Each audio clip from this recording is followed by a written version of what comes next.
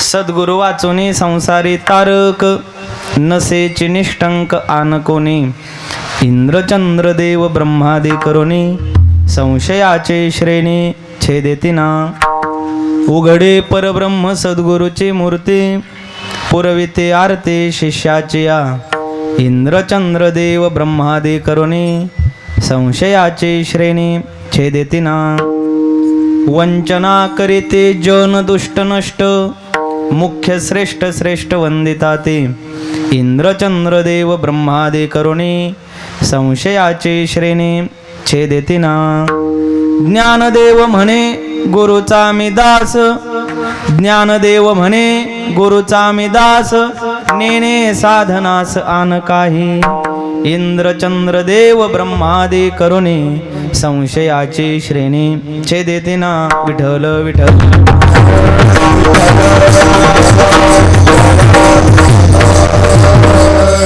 ओम शुक्लां ब्रह्मविचार सार परमामाद्यं जगद्व्यापिनीं, वीणा पुस्तकधारिणीं अभयदां जाड्यन्धकारापहां.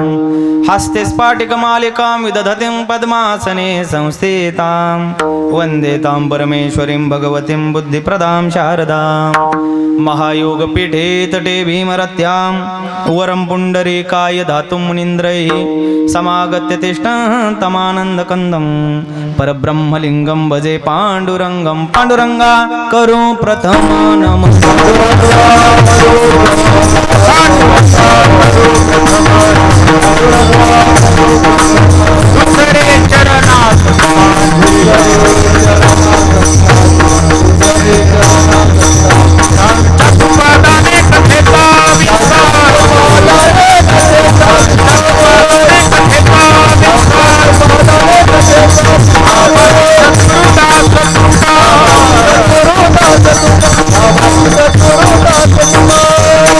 मस्तक माझा पायावरी, या वारकरी संतांच्या. सद्गुरु वाचुनी संसारी तारक, नसेची निष्ठंक आन कोणी. इंद्रचंद्र देव ब्रह्मादी करुणी, संशयाची श्रेणी छेदेतिना. प्रस्तुत प्राप्त प्रसंगी संप्राप्त सेवेकरिता निवडलेला अभंग श्री क्षेत्र आळंदी निवासी असणारे विश्वमाऊली ज्ञानोबाराय यांचा 5 चरणाचा सद्गुरूंचं अलौकिक महत्त्व सांगून त्यांच्याविषयी असणारी अनन्यता या अभंगात प्रकट करतात. विठ्ठल विठ्ठल. अकारण कारण करुणावरुणालय भक्तवत्सल रुक्मिणी प्राणसंजीवन जगदाधार. भगवान पंढरीश पांडुरंग परमात्म्याच्या असीम कृपेद्वारे ज्ञान कैवल्य ज्ञान तेजोनिधी विश्वमाऊली ज्ञानोबाराय, श्रीमंत जगद्गुरु श्री तुकोबाराय आदी करून सर्व संत महंतांच्या कृपा आशीर्वादाने आदिष्ठान रूपी पंढरीश पांडुरंग परमात्मा रुक्मिणी माता यांच्या पवित्र दरबारामध्ये चालू असणारा अखंड हरिनाम सप्ताह. सप्ताहाचं वर्ष 18वं आणि या 18व्या वर्षातील दुसऱ्या दिवसाची कीर्तनरूपी सेवा माझ्या वाट्याला आली. हे माझं परम भाग्य आणि त्याकरता अभंग माऊली ज्ञानोबारायांचा आहे. श्री संत ज्ञानेश्वर महाराज प्रतिष्ठान आयोजित भव्य दिव्य अखंड हरिनाम सप्ताह आणि या सप्ताहाचे सर्वच कार्यकर्ते, अध्यक्ष, संयोजक, सदस्य आणि या सप्ताहाचे जवळजवळ 2500 सभासद आहेत. 2500 ना, आजीव सभासद 2500 आहेत. या 2500 सभासदांनी आयोजित केलेला हा भव्य दिव्य सप्ताह आता नवीनच मंदिराचं जीर्णोद्धार होत आहे, पूर्णत्वाला म्हणजे होत आहे, चालू आहे, झालेला आहे. तर सुरू केला संकल्प, सत्य संकल्पाचा दाता नारायण. सत्य संकल्प असेल तर त्याचा दाता नारायण होत असतो. स्वतः भगवान परमात्मा त्याला दातृत्वानं ते कार्य पूर्ण करून घेत असतात. असं सर्वांनी सत्य संकल्प केला आणि मंदिर उभं राहिलं. त्याचं जवळजवळ 18 वर्ष पूर्णत्वाला जात आहे. त्यानिमित्तानं या सप्ताहाला गायक वादक आदरणीय हरिभक्तपरायण आमचे गौतम महाराज, गौतम ऋषी हे या कीर्तनासाठी उपस्थित आहेत. गोड साथ करत आहेत, खूप गोड गायन करतात. गायनाबरोबर त्यांचा स्वभावही सुंदर गोड आहे. त्यांना साथ करणारे आदरणीय आमचे वाल्मिक महाराज. गौतम ऋषी, वाल्मिक ऋषी, काय ऋषीचे काय यमक जुळून आलेत. गौतम महाराज त्याचप्रमाणे वाल्मिक महाराज आणि मृदंगावरती ज्यांची साथ आहे आमचे पारमार्थिक सन्मित्र बजरंग महाराज गावडे. गोड मृदंग वाजवतात आणि त्या मृदंगाबरोबर त्यांचा स्वभावही फार गोड आहे असे बजरंग महाराज. आणि टाळकरी वृंद या परिसरातील सर्व ज्येष्ठ श्रेष्ठ कीर्तनकार महाराज मंडळी की ज्यांचं अनेक वर्ष परमार्थात गेलेले आहेत, साधना करत आहेत, पुढं करत राहणार आहेत आणि त्या साधनेच्या पुण्याच्या जोरावरती आज या ठिकाणी उभे आहेत. सर्वच परिसरातील टाळकरी वृंद, विनयकरी बाबा, समोर बसलेले महिला मंडळ, पुरुष मंडळ आणि या कीर्तनाकरता बालगोपाळ अशी जी संस्था आहे प्रकाश महाराज खतोडे भक्तियोग वारकरी शिक्षण संस्था आळंदी देवाची, हे गोड मुलं टाळ वाजवून नाचत आहेत. या सप्ताहाचं ते प्रमुख आकर्षण आहे. गोड साथ आहे, गोड माईक सिस्टीम आहे आणि या पवित्र काळामध्ये चालू असणाऱ्या या अखंड हरिनाम सप्ताहातील दुसऱ्या दिवसाची सेवा अभंग घेतलेला आहे माऊली ज्ञानोबरायांचा. कालही माऊली ज्ञानोबरायांचाच अभंग झाला नाही का. बहुतेक प्रतिष्ठानाने माऊलींचंच प्रतिष्ठान आहे, मग माऊली ज्ञानोबरायांचाच अभंग व्हावा. कालही झाला, आजही झालेला आहे. आणि या सप्ताहातलं विशेष असं आहे की सगळे कीर्तनकार ईश ईश नावाने सुरुवात आहे. दोन सोडले तर भागवत महाराज आणि गुरुवर्य पांडुरंग महाराज सोडले तर सगळे ईश आहे. गणेश, जयेश, योगेश असे सगळे कीर्तनकार ईश आहे. ईश म्हणजे देव. ऐका, अभंग फार गोड आहे. आता इथं आल्यानंतर माझा परिचय नाही अशी व्यक्ती फार कमी पाहायला मिळतील. कारण का परिचय आहे? कारण ही सगळी मंडळी आमच्यासोबत तीर्थयात्रेला असतात. अध्यक्ष आमच्यासोबत असतात. हरिश्चंद्र दादा फलके, गांडाळ महाराज, आमचे विनयकरी बाबा, चोपदार, ही सगळी ज्येष्ठ श्रेष्ठ मंडळी कीर्तनाला आहेत. त्यांच्याच योगाने हे कीर्तन मला प्राप्त झालेलं आहे. महिला मंडळ, पुरुष मंडळ सगळ्यांच्या चरणी विनम्र भावाने अभिवादन करून कीर्तन सेवेला प्रारंभ करतो. विठ्ठल विठ्ठल.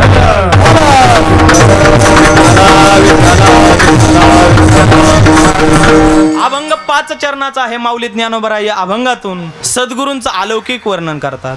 पहिली गोष्ट ही आहे, अलौकिक नेमकं म्हणायचं कशाला? तर अलौकिक गोष्ट काय आहे या इहलोकात? अलौकिक एकच गोष्ट आहे की ते चैतन्य आहे, सामान्य चैतन्य की जे व्यापून उरलेलं आहे. त्यालाच महाराज एका ठिकाणी म्हणतात, विठ्ठल जयस्तय भरला रिता ठाव नाही उरला, आज म्या दृष्टीने पाहिला विठ्ठलची विठ्ठल. जे सामान्य चैतन्य व्यापून उरलेलं आहे त्याला म्हणा सामान्य चैतन्य. हे एक गोष्ट अलौकिक आहे. पण अलौकिक म्हणजे नेमकं काय महाराज सांगा? तर अलौकिक त्याला म्हणतात की जे लौकिक नाही त्याला अलौकिक म्हणतात. अहो, ते व्यक्तिमत्व फार अलौकिक आहे. म्हणजे ते सामान्यात उठत नाही, बसत नाही, जरा ज्येष्ठात उठत बसत, त्याला अलौकिक तत्व म्हणतात किंवा अलौकिक व्यक्तिमत्व म्हणतात. मग नेमकं अलौकिक काय आहे? तर या संपूर्ण सृष्टीत एक तत्व अलौकिक आहे, त्याला सामान्य चैतन्य म्हणा. पण त्या सामान्य चैतन्याला जेव्हा उपाधी लागते तेव्हा त्याचे 3 प्रकार पडतात. कोणकोणते? पहिलं, देव अलौकिक आहे.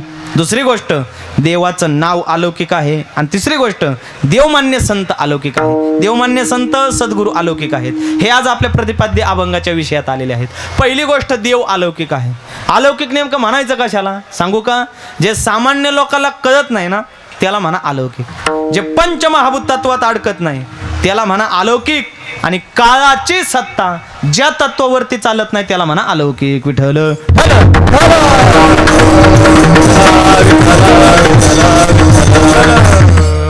पहिली गोष्ट, देव हे तत्व अलौकिक आहे. कसं आहे? सामान्य लोकांना देव कळत नाही. महाराज काय म्हणता, 18 वर्ष झाला आम्ही साधना करून म्हणतात सामान्य लोकांना देव कळत नाही. खरंच कळत नाही. कसा कळत नाही? लोक देवाच्या दर्शनाला येतात जाण्याकरता 20-20 दिवस पायी चालतात. तो विश्वमाऊली ज्ञानोबरायांच्या अलंकापुरीपासून पंढरपूर पर्यंत 22-22 दिवस पायी आपण चालतो आणि पंढरीच्या पांडुरंगाचं दर्शन घेऊन माघारी येतो का तसंच येतो आपण घेऊन? आषाढ शुद्ध एकादशीला मग तुमच्याकडे पास असेल, पास शिवाय तुम्ही दर्शन घेऊन दाखवा. आषाढ शुद्ध एकादशीला 22-22 दिवस आपण पंढरपूरला जातो आणि पांडुरंगाचं दर्शन न घेता माघारी येतो. आपण तिथं गेल्यावर प्रमाण पण सुईने पाठ केल्यात. कशी म्हणतात? देव त्या दिवशी विटेवर नसतो, मग कळसावर असतो. मग लोक प्रमाण म्हणतात, तुका म्हणे मोक्ष देखिल्या कळस तात्काळ हा नाश अहंकाराचा, किंवा पाहता रावळाची ध्वजा मुक्ती झाली त्या सहजा. त्या ध्वजेकडे पाहतात, कळसाकडे पाहतात आणि तिथून माघारी येतात. दर्शन न घेता माघारी येतात. सामान्य लोकांना देव कळत नाही. प्रमाण आपलं पाठ आहे. लोक म्हणतात पंढरीचा वार करी आणि वारी चुकून येते नाही बाबा, चुकून ये घरी. पंढरीची वारी दर्शन न घेता माघारी येतात. माझा मुद्दाच हा चाललाय. सामान्य लोकाला देव कळत नाही, खरंच नाही कळत महाराज. आपल्याला देव कळायला असता आपण दर्शन घेऊन माघारी आलो असतो. मग दर्शनाला कुठले लोक? मुंबईचे, पुण्याचे, छे मराठवाडा, विदर्भ, खानदेश, परभणी जिल्हा, बीड, उस्मानाबाद इकडचे लोक पंढरीच्या पांडुरंगाच्या दर्शनाला. आणि पुणेकर, मुंबईकर लगेच माघारी येतात. सामान्य लोकाला देव कळत नाही. महाराज म्हणले, तुकाराम महाराज, आपलीकडला वारकरी, पुणे जिल्ह्यातला आपला मुंबई पट्ट्याचा वारकरी दर्शन न घेता माघारी आला, त्याला पांडुरंगाचं दर्शन दिलंच पाहिजे. मग तुकोबारायांनी देवाला घेतलं आणि जनसामान्याच्या घरापुढे आलं. देव कसा कळत नाही ऐका, तर संपूर्ण समाजाकडे प्रार्थना केली. देव घ्या कोणी, देव घ्या कोणी, आयता आला घर पुसोनी. देव घ्या. तुम्ही पंढरपूरला गेले, देवाचं दर्शन न घेता माघारी आले, आता देव घ्या.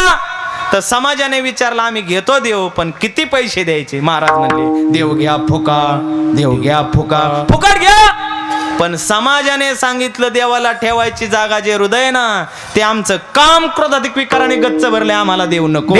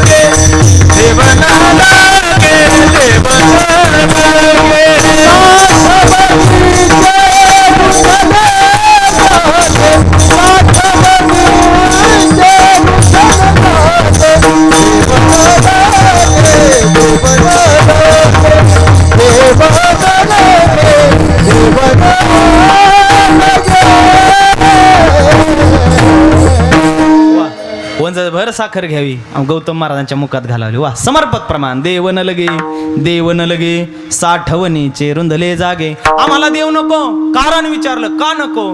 कारण देवाला ठेवायची जागा हृदय, आणि ते आमचं हृदय काम क्रोधाधिक विकाराने गच्च भरले. देवाला ठेवायची जागा हृदय. हृदय मंदिरे ठेवणी तुते, जाऊ मथुरा पंथे, तैसा हृदयामध्ये मी रामू, सर्व घटी राम देहादेये. किंवा अर्जुनाला उपदेश करत असताना देव म्हणतात, अर्जुना, आपुले मनोमंदिरी न विसंबी माते. माझं विस्मरण तुझ्या हृदयात होऊ देऊ नकोस. स्मरण राहू दे. देवाला ठेवायची जागा हृदय, आणि ते आमचं हृदय काम क्रोधाधिक विकाराने गच्च भरले, आम्हाला देव नको. सामान्य लोकाला देवाची किंमत कळत नाही, म्हणून देव अलौकिक. पहिला निकष. दुसरा निकष आपल्या समोर मांडला होता, पंचमहाभूत तत्वात देव अडकत नाही. कसा अडकल? कारण या पंचमहाभूताला निर्माण करणाराच देव.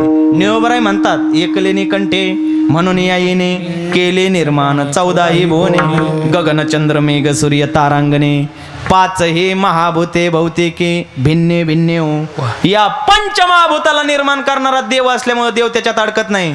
सामान्य लोकाला देव कळत नाही, पंचमहाभूत तत्वात देव अडकत नाही, आणि काळाची सत्ता देवावरती नाही चालत.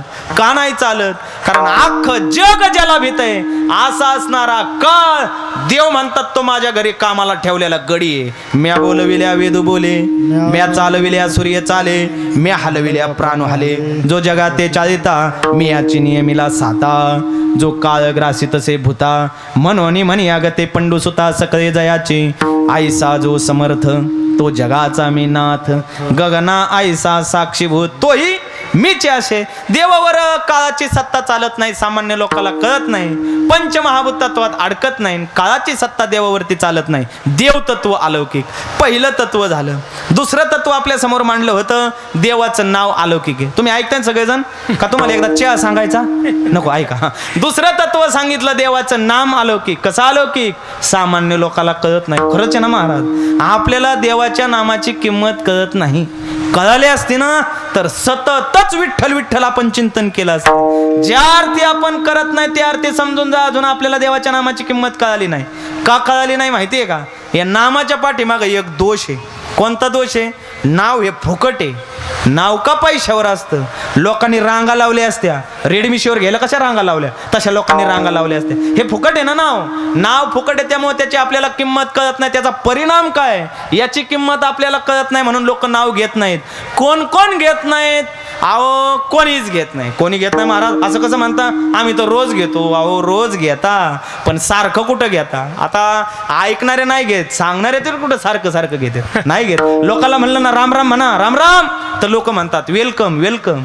लोकांना म्हणलं जय हरी येतो आता, लोक म्हणतात बाय बाय. लोक राम राम म्हणत नाहीत. सांडोनिया राम राम, ब्राह्मण म्हणते दोम दोम. अहो मोठी माणसं राम राम म्हणत नाहीत. तुम्हाला पाहायचंच का? पाहायचं का तुम्हाला? पहा विठ्ठल विठ्ठल.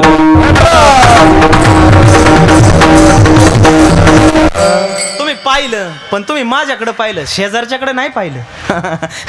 महाराज चालू कीर्तनात काही काही मंडळी विठ्ठल विठ्ठल म्हणत नाही. मी काही माप काढायला आलो नाही, पण सांगायचा मुद्दा एवढा की त्या नामाबद्दल एवढा आपण आकृष्ट नाही, कारण त्याची आपल्याला किंमत कळाली नाही. सामान्य लोकांना किंमत कळत नाही नामाची म्हणून नाम अलौकिक, पहिला निकष. दुसरा निकष, हे जे नाम आहे ना हे पंचमहाभूत तत्वात अडकत नाही.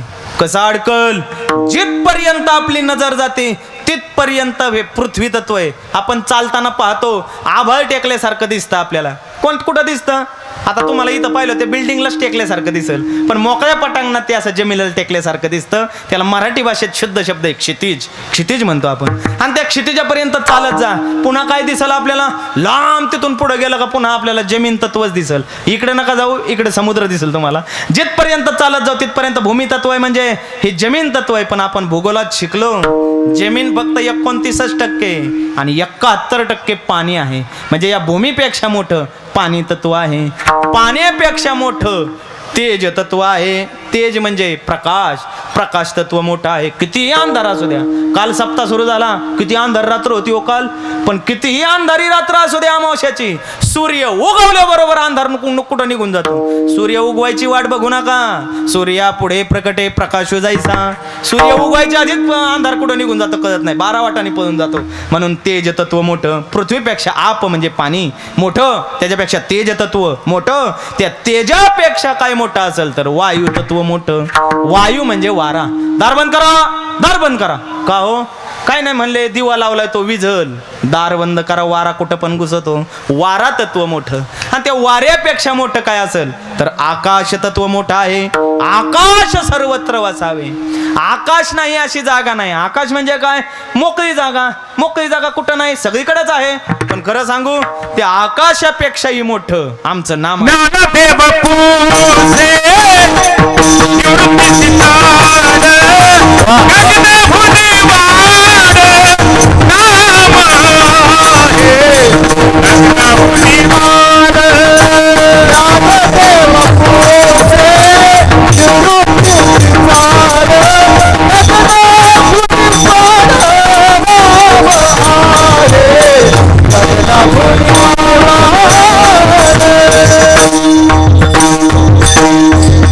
ज्ञानदेव पुसे निवृत्तीसे चाड, गगनाहुनी वाढ नाम आहे. आकाश मोठं आहे हो या पंचमहाभूतात, पण आकाशापेक्षा मोठं काय? माऊली ज्ञानोबराय म्हणतात गगनाहुनी वाढ नाम आहे. आकाशापेक्षा मोठं नाम आहे. सामान्य लोकांना नाम कळत नाही. पंचमहाभूत तत्वात नाम अडकत नाही, कारण गगनाहुनी वाढ नाम आहे, आकाशापेक्षा मोठं नाम आहे. आणि तिसरी गोष्ट, काळाची सत्ता त्या नामावरती नाही चालत. कशी चालल? अख्ख्या जगाला घाबरविणारा काळ एकदा का त्या परमात्म्याचं नाव घेतलं का काळ पळून जातो. सोमवारच्या मालिकेतील पहिलाच अभंग माऊली ज्ञानोबरायांचा. ओम नमो शिवा आदी कावडे घेतले खांदे, मिळाले संत मांदे, त्यांचे चरण रजवंदू रे. धड धड धड धड तुडू तुडू तुडू तुडू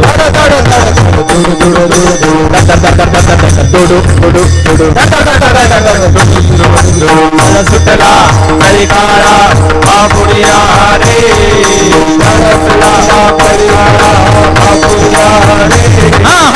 सुटला हरी काळा बापुरिया रे.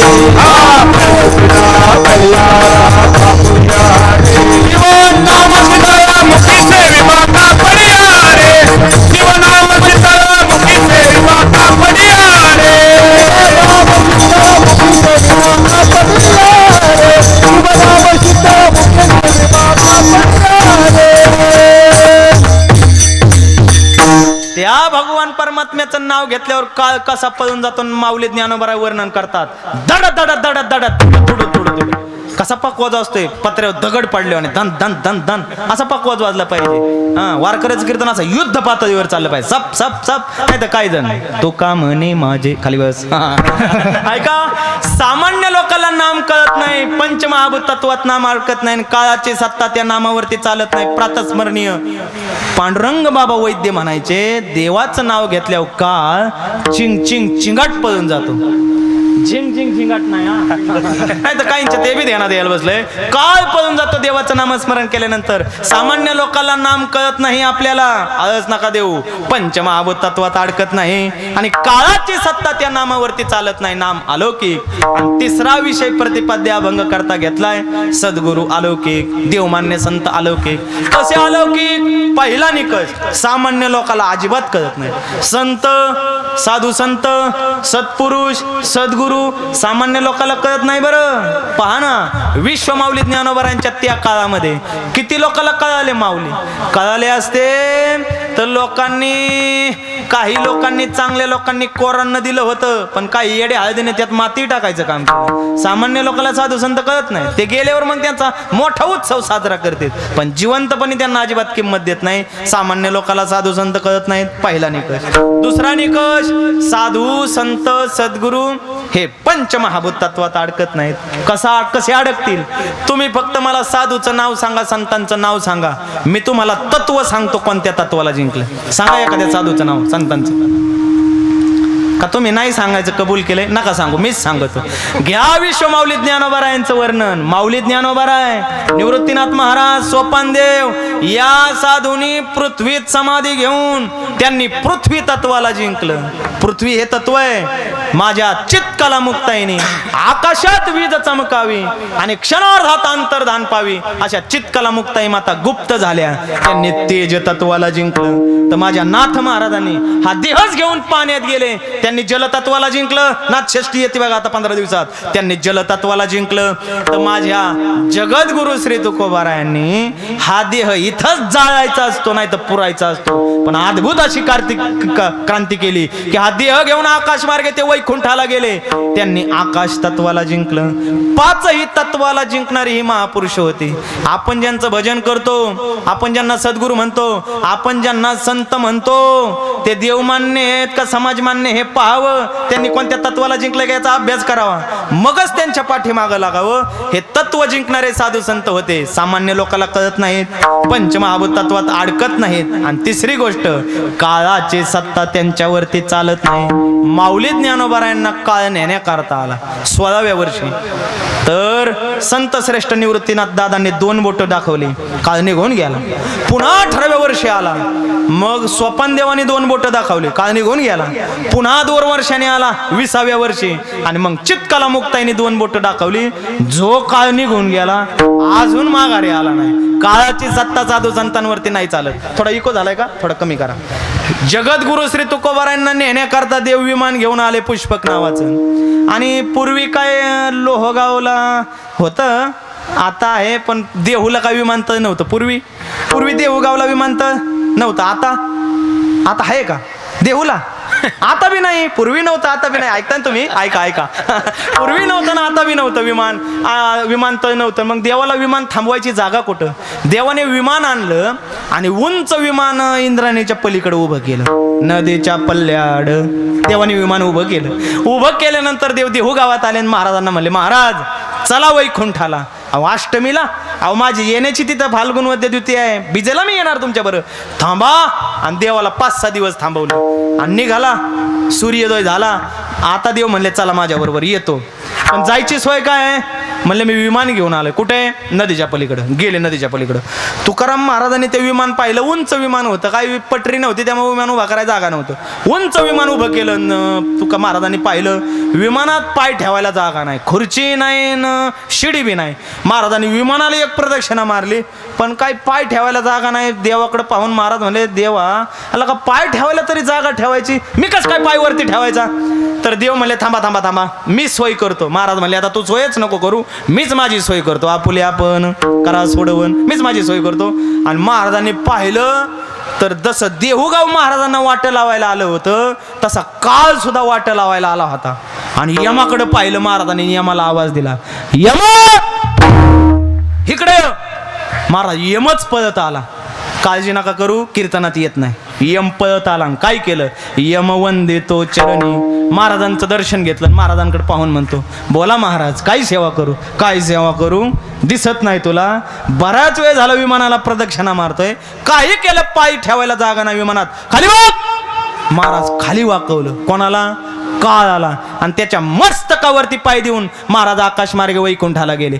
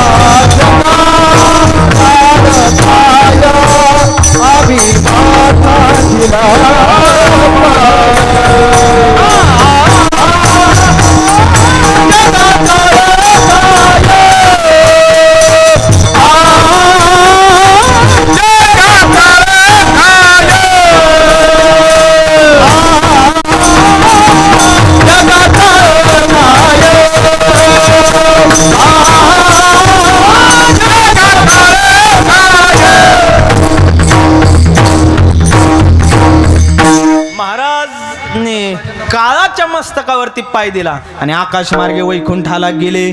काळावर सत्ता, काळाची सत्ता साधू संतांवरती चालत नाही. सामान्य लोकाला सद्गुरू संत कळत नाहीत, पंचमहाभूतत्वात अडकत नाहीत आणि काळाची सत्ता साधूवरती चालत नाही. म्हणून सद्गुरू अलौकिक, अशा सद्गुरूंचं वर्णन विश्वमाऊली ज्ञानोबा राय दिवस रात्र करत होते. काही साधकांनी पाहिलं, वा माऊली, अहो दिवस रात्र सद्गुरू निवृत्तीनाथांचं तुम्ही वर्णन करता. तुमची ज्ञानेश्वरी आम्ही वाचली, आळस देऊ नका. आणि तुमची ज्ञानेश्वरी वाचत असताना अध्याय पहिल्यापासून तुम्ही जे सद्गुरूंचं वर्णन चालू केलं, शेवटच्या अध्यायापर्यंत नुसतं माऊली ज्ञानोबा राय तुम्ही सद्गुरूंचंच वर्णन करता. कधी कधी सद्गुरू निवृत्तीनाथांना म्हणावं लागलं, माऊली थांबा, कवर माझं वर्णन करता. अहो गीताख्यानाकडे थोडं ध्यान द्या, माझंच वर्णन करताय तुम्ही नुसतं. मग माऊली ज्ञानोबा राय गीताख्यानाकडे ध्यान द्यायचं. तुम्ही काय एवढं सद्गुरूंचं वर्णन करता, काय एवढी तुम्ही सद्गुरूंची साधना करता. काही साधना सद्गुरूंची तुम्हाला तारणार आहे का. माऊली ज्ञानोबा राय म्हणले, हो ही तर सद्गुरूंची साधना मला तारणार आहे. मग ही सद्गुरू हे साधन आहे का. माऊली ज्ञानोबा राय म्हणले, हो सद्गुरूंची सेवा करणं हे फार मोठं साधन आहे. मग तुम्ही तुमच्या जीवनामध्ये कोणती साधना केली. माऊली ज्ञानोबा राय म्हणतात, हीच तर साधना केली ना, मी सद्गुरूंचीच साधना केली. बर मग तुम्ही दुसरी कोणतीच साधना केली नाही का. माऊली म्हणतात, सद्गुरूंचीच मी साधना केली. आणि खरं सांगू का, सद्गुरूंच्या साधनेशिवाय मला दुसरी साधनाच माहीत नाही.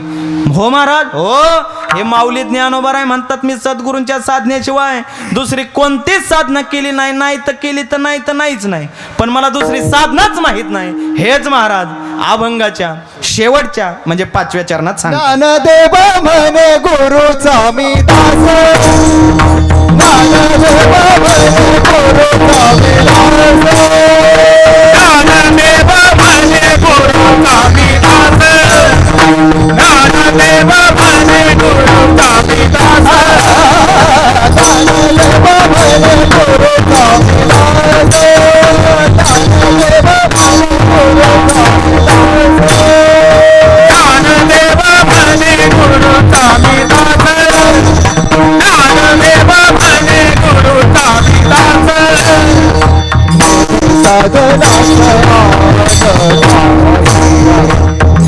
साधना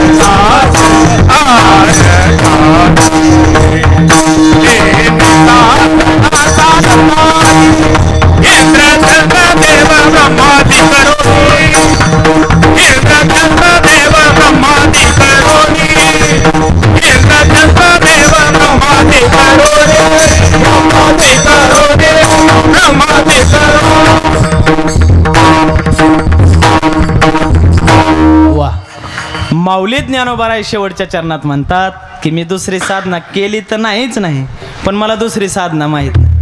माऊली दुसरी साधना केली नाही हे जरा ऐकायला आम्हाला बरं वाटतंय, पण दुसरी साधना तुम्हाला माहीत नाही हे जरा ऐकायला आम्हाला बरं वाटत नाही. का? कारण तुम्हाला आणि दुसरी साधना माहीत नाही हे कसं शक्य आहे माऊली? हा, माऊली म्हणले खरंच माहीत नाही. का माहीत नाही? कारण माऊलीने त्यात उत्तर दिलंय असं की आपण ज्या साधनेवरती आरूढ आहोत ना ती साधना आपल्याला मोक्षापर्यंत नेणार असेल तर बाकीच्या साधनाचं आपल्याला करायचंय काय? अहो माऊलींनी ज्ञानेश्वरीच्या पहिल्या अध्यायात अर्जुन शोध योग नाम सांगितलं. अर्जुनाच्या अंतःकरणातलं ज्ञान प्रकट केलं त्याच्या मुखातून. एवढं माऊली ज्ञानोबारायांचा अभ्यास, एवढी साधना माहीत, दुसरा सांख्ययोग, तिसरा कर्मयोग, एवढं सांगत असताना कर्माने कसा मोक्ष आहे, ज्ञानाने कसा मोक्ष आहे, भक्तीने कसा मोक्ष आहे, चांगलं सत्य बोलला, सत्य आचरण करण्याने कसा मोक्ष आहे, एवढ्या साधना तुम्ही मोक्षापर्यंत नेऊन सांगणारे माऊली आणि खुशाल म्हणताय मला दुसरी साधना माहित नाही. याचं उत्तर असं आहे की ज्या साधनेवर आपण आरूढ आहोत ना ती साधना मनुष्याने केली पाहिजे आणि त्याच साधनेवर आरूढ राहिलं पाहिजे. का बरं? कारण कोणतीही साधना असू द्या ती साधना मनुष्याला साध्यापर्यंत नेवल्याशिवाय राहत नाही. कोणतीही साधना असू द्या, साधी टाळ वाजवायची साधना असू द्या, टाळ वाजवल्यावर मोक्ष मिळतो. हो, कारण हे टाळ काही सामान्य वस्तू नाही. टाळ हे विठ्ठल स्वरूप आहे. महाराज म्हणतात विठ्ठल टाळ, विठ्ठल दिंडी, विठ्ठल टाळ आहे. आणि ज्या टाळाचं आपण अनुसंधान करतोय तो टाळ आपल्याला मोक्षापर्यंत नेणार नाही का? नेणार. म्हणून टाळ वाजवणारे मोक्षापर्यंत जातील. मोक्षापर्यंत टाळ वाजवणारे जातील. गायक अहो कधीतरी सरस्वती माता एखादा राग आळवताना आपल्या जिभेवर येऊन बसल आणि कधी आपल्याला समाधी अवस्थेत नेईल हे सुद्धा आपल्या लक्षात येणार नाही. गायनाने सुद्धा मोक्ष मिळतो. म्हणजे मग वादनाने, वादनाने तर मिळणारच यात काही शंकाच नाही. काही काही कीर्तनकार सांगतात हो हे चमडं वाजवले कुठं मोक्ष मिळतो का? आता त्यांच्या कीर्तनात पकवाज नाही वाजवला पाहिजे, मग ढोल वाजवला पाहिजे, दडाम डुम दडाम. अहो पकवाज वाजवले मोक्ष मिळणार नाही का? लावणे मृदंग श्रुती टाळ घोष सेव ब्रह्मरस आवडीने. ब्रह्मरस आहे काय सामान्य गोष्ट आहे का? ब्रह्मरस म्हणजे मोक्षच. हा मोक्ष रसाचा काढा आम्ही घेत असलो मोक्ष का नाही मिळणार? चमड वाजवले मोक्ष मिळत नाही का? मिळणार. मग तुम्ही करा उभे नाही प्रवचन, आम्ही नाही वाजत तुमच्या कीर्तनात पकवाज. पकवाजाने मोक्ष मिळतो. कसा मिळतो? अहो एका गावात एका व्यक्तीला कोड फुटले, थोडा इको कमी करा, आणि कोड फुटल्यानंतर गावाने दिलं उचकून. म्हणजे अजिबात गावात थांबायचं नाही.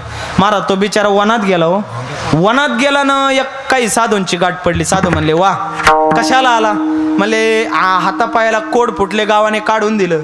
बर वा. आणि साधू त्यालाच म्हणतात जे कारंजले गांजले त्याशी म्हणे जो आपुले तोची साधू ओळखावा देवते तेचे जाणावा. साधूनी जवळ बोलावलं. काय करतो तू? काय नाही, आता मी इथंच राहतो. राहा, तुला 2 टाइम जेवायची सोय इथं राहा, काय काळजी नाही. इथं तू 2 टाइम जेवण कर, इथंच राहा, पण तसा फुकट जेवू नको. 2 टाइम काय करणार तू? आमच्या आश्रमात जेवणार आहे, पण फुकट जेवायचं नाही. कुठंच फुकट जेवायचं नाही. आपण एखाद्या सप्ताहाला गेलो पंक्तीला जेवायला बसलो, पंक्तीला कोणी बसलं पाहिजे जेवायला? विनेकरी बाबा. कोणी बसलं पाहिजे? ज्याने कीर्तन ऐकले त्यांनी बसलं पाहिजे, ज्याने टाळ वाजवला त्यांनी बसलं पाहिजे का? कीर्तन झाल्यावर लांब निवांत येतो त्याने जेवायला बसलं पाहिजे का? नाही नाही. ज्याने काहीतरी सेवा केली त्यालाच मेवा प्राप्त झाला पाहिजे. फुकट जेवता येणार नाही. काय काय मंडळाला लय फुकट खायची सवय. कुठं पंगत दिसली का बसलेच मांडी घालून जेवायला. फुकट खाऊ नये. काही काही मंडळी त्या नाव्याचे पैसे बुडवतात. तो नावी कोणाला म्हणतात? जो आपल्या आईपेक्षा जास्त तोंडावून हात फिरवतो त्याला नावी म्हणतात. आणि लोक त्याचे पैसे बुडवतात. लोकाला आहे ना फुकट खायचा लय नाद आहे. तू तसा फुकट राहू नको. 2 टाइम जेवणार आहे ना तर इथं काहीतरी सेवा कर. काय कर? आमचा मठ जाडून घे. संध्याकाळी हरिपाठ होतो, हरिपाठात पखवाज वाजव. तो म्हणला वाजवतो मी पखवाज, पण मला येत नाही ना वाजवायला, आम्ही शिकवतो. बस खाली. आणि मग अर्ध पद्मासन घातलं आणि बसवलं वाजवायला. वाजव. धाग्गीनता. वा काय पोरग तयार आहे. गुरुजी म्हणले का लगेच वाजवला दागिनाता नक्की तयार होशील वा काय ताल ताल त्याचा पाहिला तर गडी तालातच वाजित होता कारण पक्वा झाला लागतो ताल ताल हे तो माल आहे नाही तो जीवन का हाल आहे तालातच पाहिजे मनुष्य ताल नसल्यावर मग असे बिगर ताली मग कुठे बी डुलत येतात ऐका ताल असल्यावर माल आहे कुठं बी असू द्या अहो त्यांचं लय मस्त तालात चाललंय का कारण त्याच्या क्षेत्रात आहे ताल प्रधानम संगीतात 10 मुख्य गोष्टी आहेत त्यातला ताल हा प्रधान आहे तालात वाजवलं आणि वाजवल्यानंतर मग सरपटी मात्रा 4, 8, 16, 32, 64, 128 सगळे बोल त्याने तयार केले मग रियाज कुठं करायचा रियाज करायला जागाच नाही महाराज मग रियाज करायला त्याने एक भलं मोठं झाड पाहिलं आणि तो झाडाच्या बुंद्याला गेला तुम्ही ऐकताय सगळेजण ऐका बुंद्याला गेला आणि तो बुंद्याला तो बोल वाजू लागला ना देन दिन ना नाही हो तबल्याचा आहे मग धाकिट धा धिट ता कतिट धाकिट तागे ना धागे दिन नाना तिट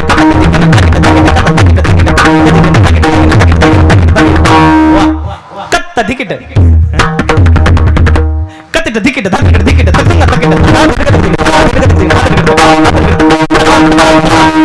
जे म्हणतील ते बोल पोरग वाजवायला लागलं हे का मी म्हणलो ते वाजवलं तुम्ही म्हणता मग ठरून आले असताना असं काही नाही तयार आहेत ते बी ऐका आणि मग जे बोल वाजवले नवल वाटल झाडाला गठ्ठे पडले झाड आतमध्ये गेलं असा रियाज केला पोराने 4 वर्ष आणि रियाज केल्यानंतर साधू म्हणले झाडापाशी काय रोज जाऊन उभा राहतोय साधूने पाहिलं तर ते झाड आतमध्ये गेलं रियाज करून गट्टे पडले साधू म्हणले याला पकवाज देऊन बघू कसा वाजवतोय त्याला पकवाज दिला त्याने पकवाज समोर ठेवला संगीतात 2 प्रकारचे नाद आहेत आघात केल्यानंतर निर्माण होणारा नाद त्याला आहत नाद म्हणतात आणि आघात न करता निर्माण होणारा नाद त्याला अनाहत नाद म्हणतात बाळाने ढाकले ना डोळे झाकले आणि पकवाज समोर ठेवला बघता काय अंतकरणात आलेले बोल पकवाजातून वाजू लागले नुसते वाजू नाही लागले पकवाज हवेत गेला आणि बोल वाजू लागले ते साधू म्हणले पोरग जरा आपल्या मोरचं निघालं रहा एक पाऊल पुढे एबीपी माझा पोरग तर तयार निघालं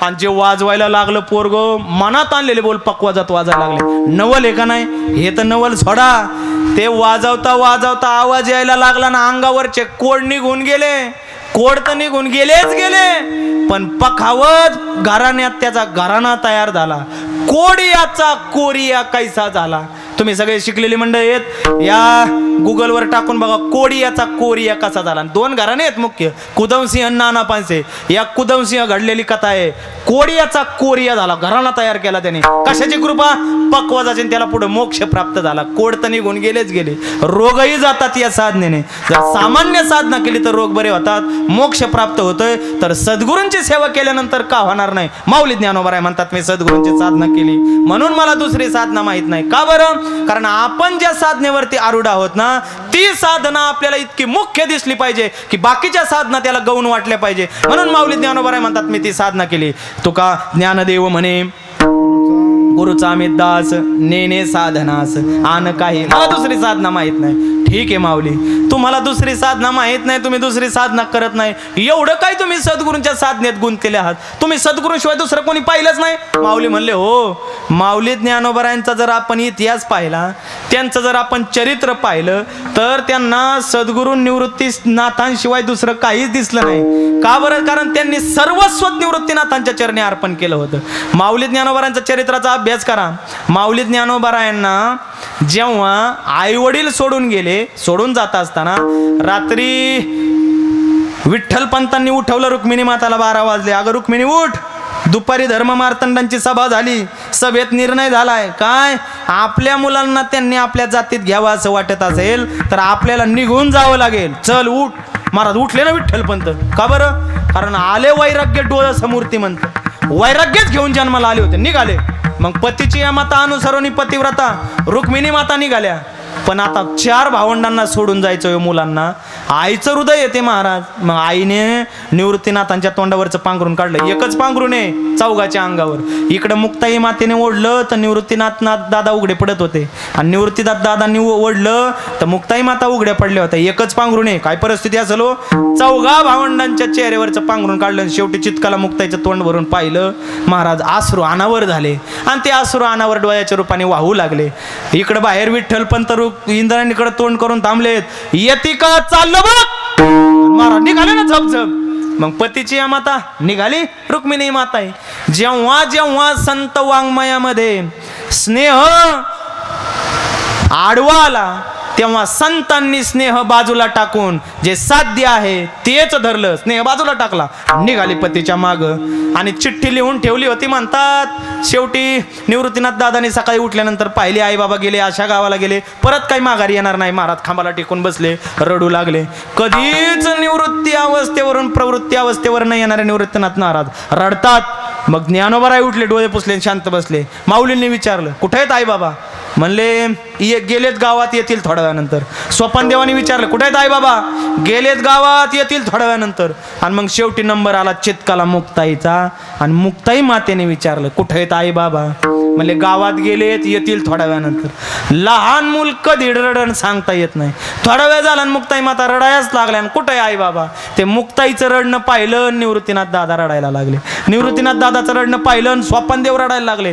तिघही मोठमोठ्याने रडतात, पण माऊली ज्ञानोबाराय रडले असा चरित्रात उल्लेख नाही. माऊली अहो जिवंत आई बाप तुम्हाला सोडून गेले, तुमच्या साधा डोळ्यात आसुरूचा थेंब नाही, तुम्ही रडत नाही. तेव्हा माऊली ज्ञानोबारांच्या उद्गारात माऊली म्हणतात कोण म्हणतं माझे आई बाबा गेलेत? माझे आई बाबा इथं तर माझ्या समोर आहेत. या सृष्टीतलं सृष्टी आणि या सृष्टीत राहणारं दैवत हे माझ्या समोर आहे. कोण म्हणतं माझे आई बाबा गेलेत? माऊली ज्ञानोबाराय म्हणतात गुरुक्षेत्र, गुरुदेवता, गुरुमाता, गुरुपिता म्हणून गुरुपूज्य पर्वता. मार्गुनेने माझं क्षेत्र कोण असेल तर माझ्या सद्गुरू निवृत्तीनाथ आहेत. माझ्या क्षेत्रातली देवता कोण असेल तर माझ्या सद्गुरू निवृत्तीनाथ महाराज आहेत. आणि आई वडील गुरु जीवनातील सगळीच्या सगळी नाती माझ्या समोर आहेत. मग रडू कशाला? आपल्या जीवनातील सगळीच्या सगळी नाती माऊलींनी सद्गुरूंच्या ठिकाणी अर्पण केल्यात. म्हणून मला सद्गुरूच तारतात, मला दुसरं कोणी तारत नाही, म्हणून मी सद्गुरूंची साधना करतो. माऊली मग तुम्ही सद्गुरूंची साधना केली? हो. मग तुम्हाला सद्गुरूंनी तारलं का? तर माऊली ज्ञानोबाराय म्हणतात मग धरून तुला लेखा हेच सांगतोय सद्गुरूंनी तारलं का?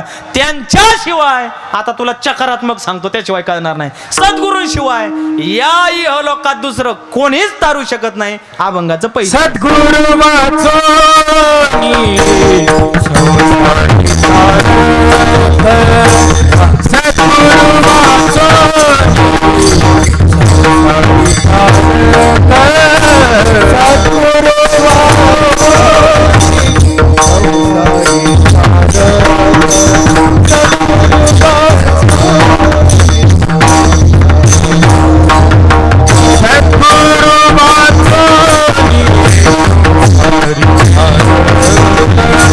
सद्गुरु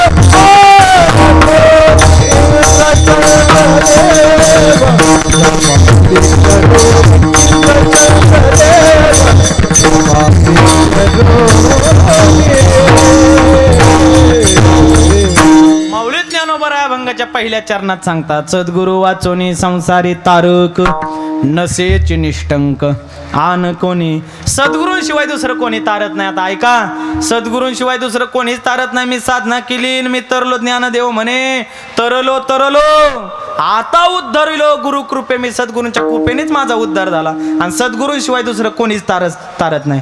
आता या ठिकाणी थोडी शंका येते. कशी शंका येते? कारण पंढरीश पांडुरंग परमात्मा म्हणतात तुम्हाला जर तरायचं असेल ना तर तुम्ही माझ्याकडे या. भवसागर तरता कार्य करीत सा चिंता पहिलं उभा दाता कटी कर ठेवूनिया त्याचे पायी घाला मिठी मोल निघे जग जेठी आणि भावा एकासाठी खांदावा हे आपल्या देव म्हणतात तुम्हाला तरायचंय ना नामाची या सहस्रवरी नावाई अवधारी सजोनी या संसारी तारू झालो मी तारतो तुम्हाला भवसागरातून आणि तुम्हाला तरायचं असेल तर तुम्ही माझ्याकडे या देव काय म्हणतात माझ्याकडे या कोण म्हणतंय मी नाही देव काय म्हणतात माझ्याकडे या तरायचं असेल आणि माऊली ज्ञानोबा म्हणतात सद्गुरूंशिवाय दुसरं कोणीच तारू शकत नाही मग माऊली ज्ञानोबा म्हणतात ते खरं का देव म्हणतात ते खरं आता नेमकं कोणाचं खरं एकाचं खरं आणि एकाचं खोटं म्हणायला आपणही तेवढे विद्वान नाहीत मग कोणाचं खरं आणि कोणाचं खोटं देव म्हणतात त्यांचं बरं का माऊलींचं बरं आता तुम्हाला काय वाटतंय कोणाचं बरोबर असेल माऊलींचं का देवाचं नाही वारं बघून उफणू नका तुम्ही कोणाचं बरोबर हा देवाचं बरोबर का बर आणि मग या अभंगाचं काय करायचं कोणाचं बरोबर आता म्हणा माऊलींचं बरोबर आता तिसरं सोडून नाही एक तर छापा नाही तर काटा उभं नाही राहत नाणं बर आता तसं पाहिलं तर दोन्ही मोठे व्यक्ती आहेत दोघांची आपण संगतीने मी तुम्हाला अर्थ सांगतो तसं तारतात तर सद्गुरूच तारतात बरं नाही तर मी अभंग घेतला आणि म्हणून उगं म्हणायचं देव तारतोय देव नाही तारेत सद्गुरू तारतात पटवून देऊ का तुम्हाला पटवून देऊ का ऐका देव म्हणतात ठीक आहे बाबा मी तारितो पण मी तसा तारीत नाही जेव्हा तारायचं असतं ना एखाद्या भक्ताला तेव्हा माझा देवपणा सोडावा लागतो आणि सद्गुरू व्हावं लागतं आपणचे देव होय आपणचे देव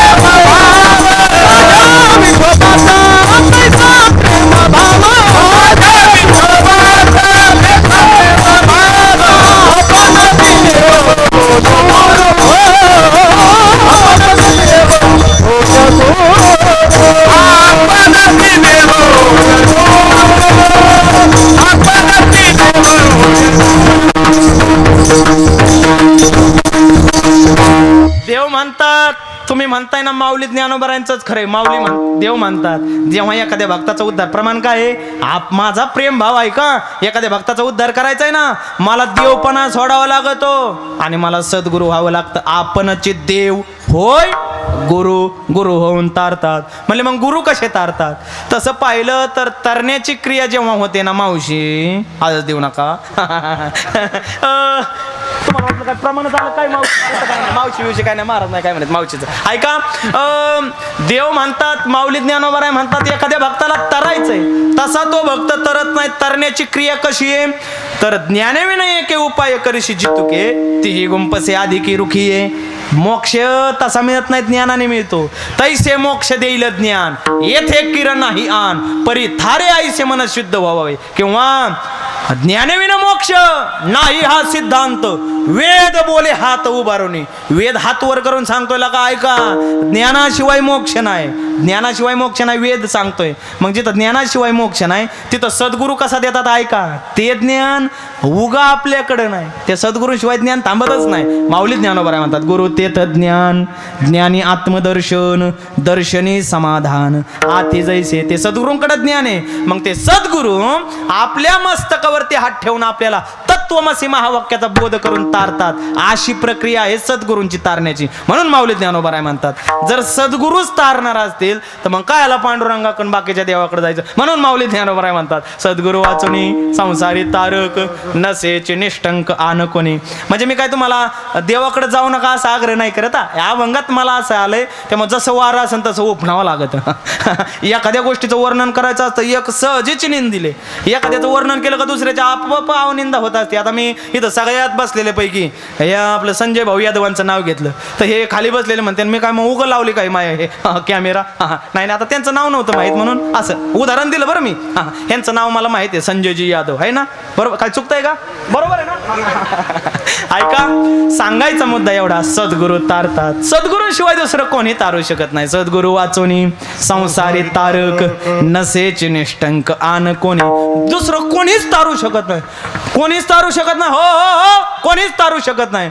मग महाराज तर यादी सांगतात कोण कोण तारू शकत नाही इंद्र चंद्र देव ब्रह्मादे करुणी संशयाची श्रेणी छेदेते ना. माऊली ज्ञानोबराय म्हणतात मोठमोठी व्यक्ती हो. कोण कोण? इंद्र, चंद्र, देव, ब्रह्मदेव हे सुद्धा तारू शकत नाही. आता यादी तर फार मोठ्या मोठ्या माणसांची घेतली. इंद्रदेव सगळ्या देवांचा राजा, इंद्र त्याला दुसरं नाव आहे देवेंद्र. तारू शकत नाही. इंद्र तारू शकत नाही, चंद्र तारू शकत नाही, ब्रह्मदेव तारू शकत नाही. म्हणले काय इंद्र तारू शकत नाही? कारण इंद्राने केलाय घोटाळा म्हणून इंद्र तारू शकत नाही.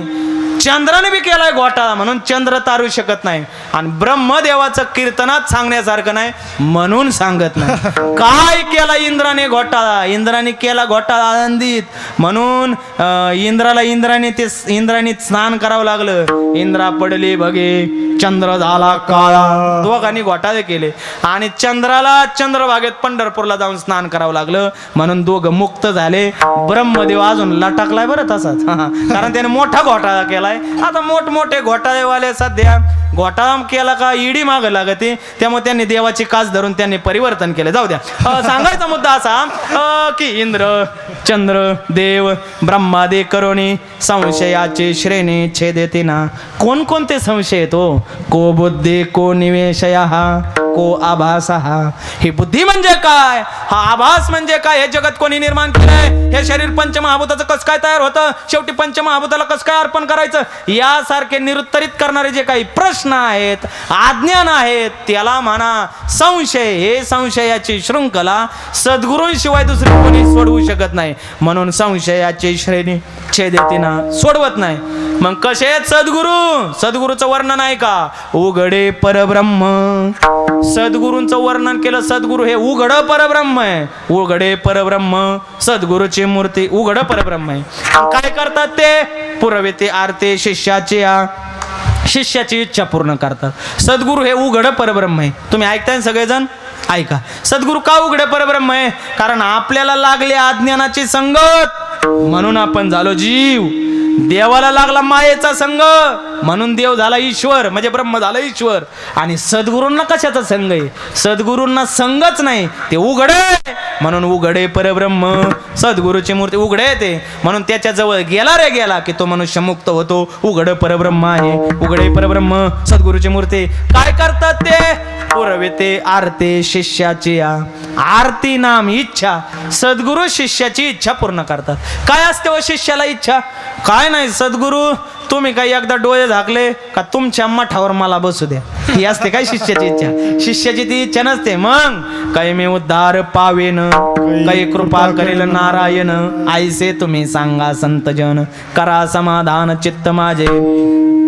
मला देव भेटल का? ही शिष्याची इच्छा सद्गुरू पूर्ण करतात. पुरविते आरती शिष्याची. पण खरं सांगू, एवढे मोठे सद्गुरू शिष्याची इच्छा पूर्ण करतात. एवढे मोठे सद्गुरू शिष्याला तारतात, मोक्ष स्वरूपाला नेऊन ठेवतात. पण खरं सांगू, कितीही मोठे सद्गुरू असू द्या, लोक त्यांना नाव ठेवल्याशिवाय राहत नाही. त्यांची वंचनाच करतात. वंचना करीते जन. लोक त्यांची वंचना करतात. वंचना करीते जन.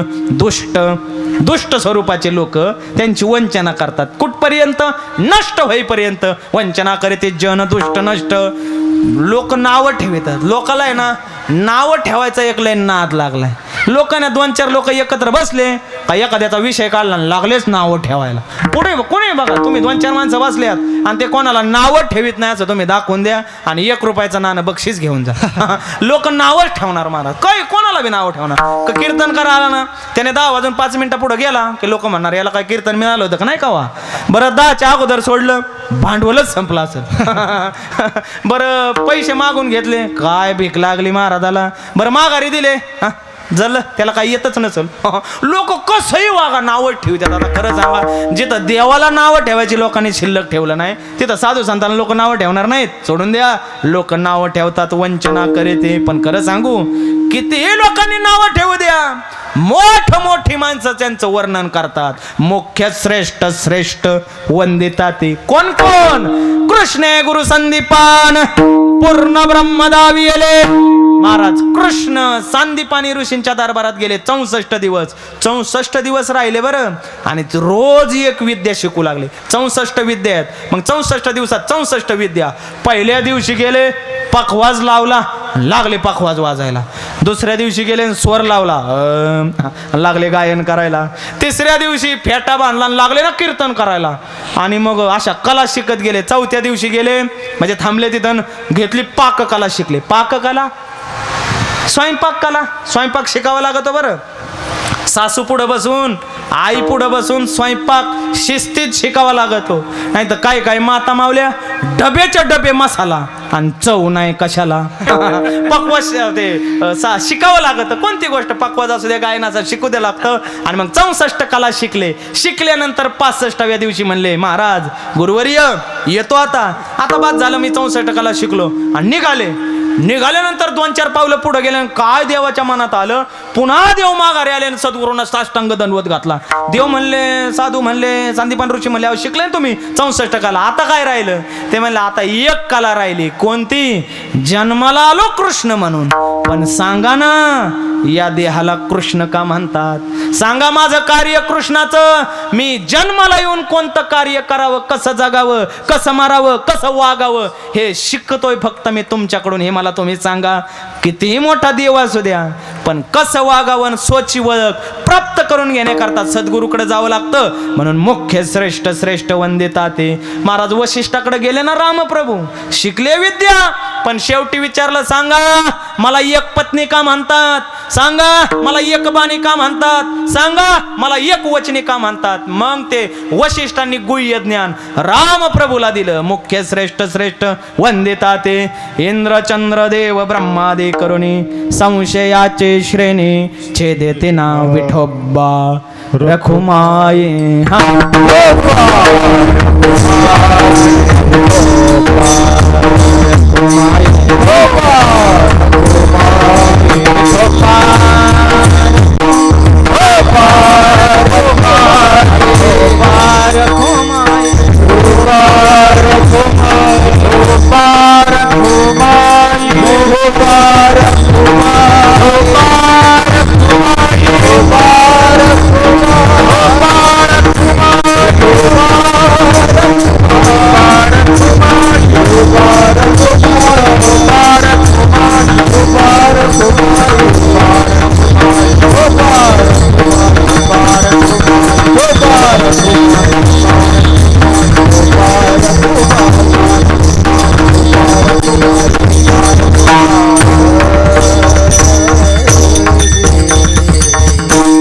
सद्गुरु भक्ताला तारतात.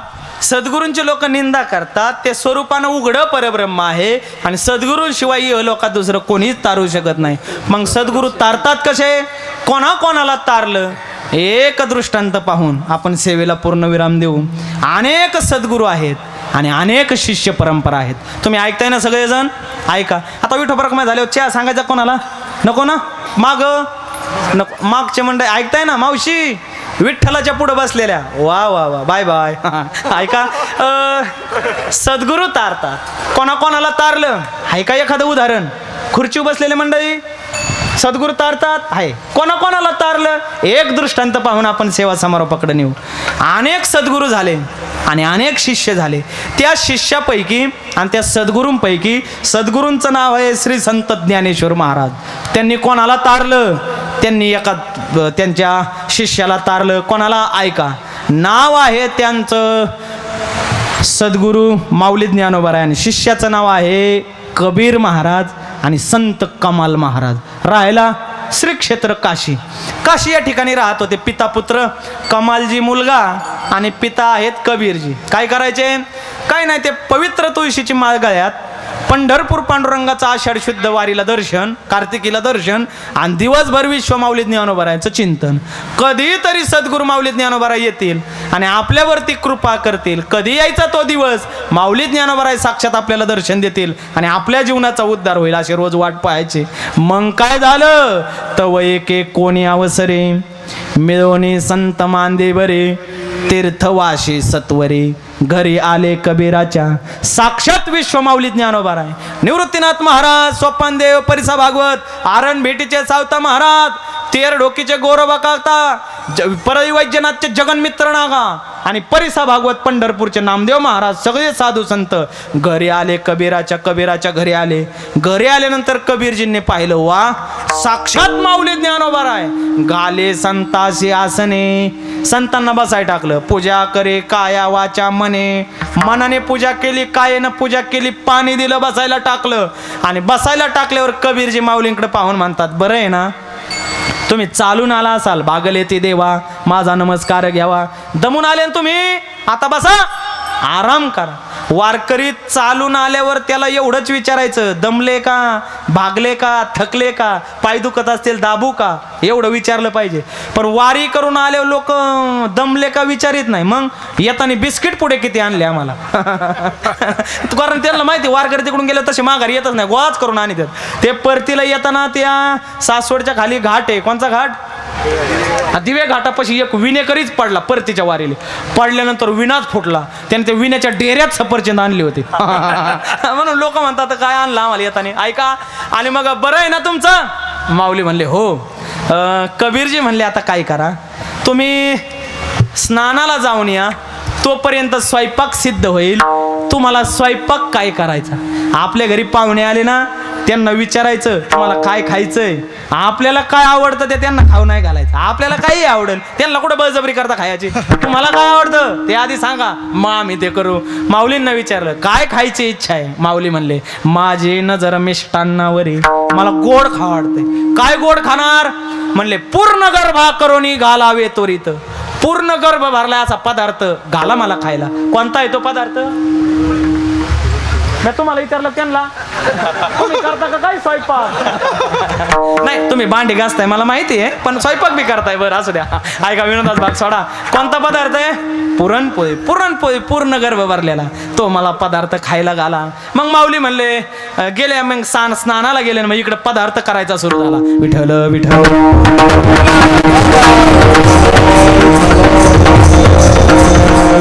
मग कबीरजी आपल्या पत्नीकडे येतात. कबीर कांतेशी म्हणते कबीरजी, अगं ऐक, साक्षात माऊली ज्ञानोबा आहे आपल्या घरी आलेत आणि त्यांची इच्छा आहे पुरणपोळी करायची, कर ना स्वयंपाक. कबीरजींची पत्नी होती, वा वा, माऊलींना मी नक्की जेवायला करणार. गेली ना स्वयंपाकघरात. गेल्यानंतर पहिला डबा उघडून पाहिला हरभऱ्याच्या डाळीचा, डबाच रिकामा. म्हणले जाऊ दे, हरभऱ्याची डाळ नसेल. मग गव्हाचा डबा पिठाचा पाहिला. म्हणले कणिक तरी तिंबू महाराज, गव्हाच्या पिठाच्या ह्यात पीठ नाही. मग दुसरे डबे पाहिले, सगळे डबे रिकामे. हो कबीरजींची कांता म्हणते काहीच शिल्लक नाही. कबीरजींना आवाज दिला, हो ऐका, काय स्वयंपाक करायचा आहे माऊलींना, पण घरात सामुग्रीच नाही. मग कबीर म्हणले तू आता काय कर, 2-4 घरी जाऊन मागून आण भिक्षान कर स्वयंपाक. ते म्हणले अहो सगळ्या शेजारणीकडून जाऊन आणलंय, आता एक बी शेजारणीन मला दारात उभं नाही करणार, तुम्हीच जा आणि वाण्याकडून उधार येऊ मला आणा. ते म्हणले जसं तुझं झालंय ना तसंच माझं झालंय. गावात एक सुद्धा वाणी मी शिल्लक ठेवला नाही, सगळ्या वाण्याकडे उधारी आहे. मग आता मी तरी कुठून माल आणणार? पत्नी हुशार होती. साधू संत आपल्या घरी आले तसे जाणार नाही, ते उपाशी. मी तुम्हाला एक युक्ती सांगे तेवढी करा. काय करा? अन्न विकत घ्यावया बाजारे, परे द्रव्य नाही आपुले पदरे, पुत्राशी घेऊन बरोबरी, जावे चोरी करावया. तुम्ही काय करा, अन्न विकत घेण्याकरता आपल्याकडे पैसे नाहीत, मुलाला बरोबर घ्या आणि एखाद्या वाण्याचं दुकान जाऊन लुबाडान तिथून थोडी सामग्री घेऊन या. पती म्हणले वा काय युक्ती बायकोची. बायकोचं हा वा. बाबा म्हणले ऐकलं पाहिजे आणि ऐकलंच पाहिजे बाबा म्हणले ऐकलं पाहिजे. मग कबीरजी म्हणतात का नाही ऐकणार? तुम्ही म्हणताय तर ऐकू. कबीरजी म्हणले नक्की जातो. मग घेऊन समशेर राहते, जातो चोरी करायला. मग काय साधन घेतलं? समशेर घेऊन पहार राहते. पहार समशेर घेतली. समशेर नाम तलवार आणि पहार. चोरी करायला हे 2 साधनं लागतात. बरं ऐकून ठेवा मंडळी, कोणाला लागत असतील तर लिहून ठेवा.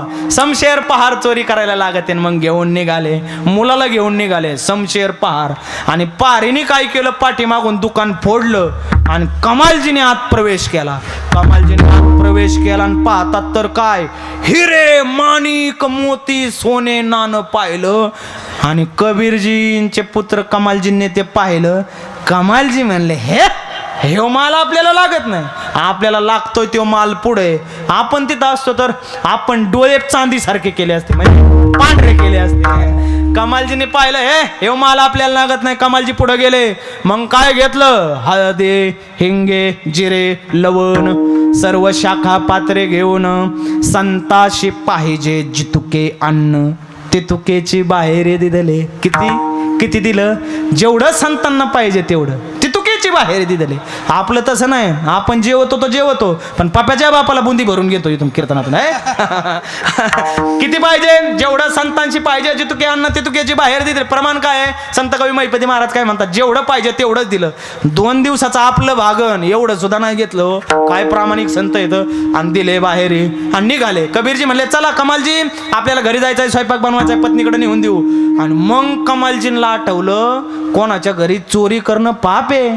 तुम्हीच मला शिकवलंय, थांबा आपण काय करू, त्या वाण्याला सांगू बाबा तुमच्या घरचं चोरी केलंय, जरा आता तुम्ही उठा. वाणी झोपला होता. का बरं? कारण कबीरजींनी शिकवलं होतं कमालला कोणाला घरी चोरी नाही करायची, काय करायचं नाही शिकवलं होतं. महिपती महाराज म्हणतात 3 गोष्टी शिकवल्या होत्या कबीरजींनी कमालाला. कोणत्या?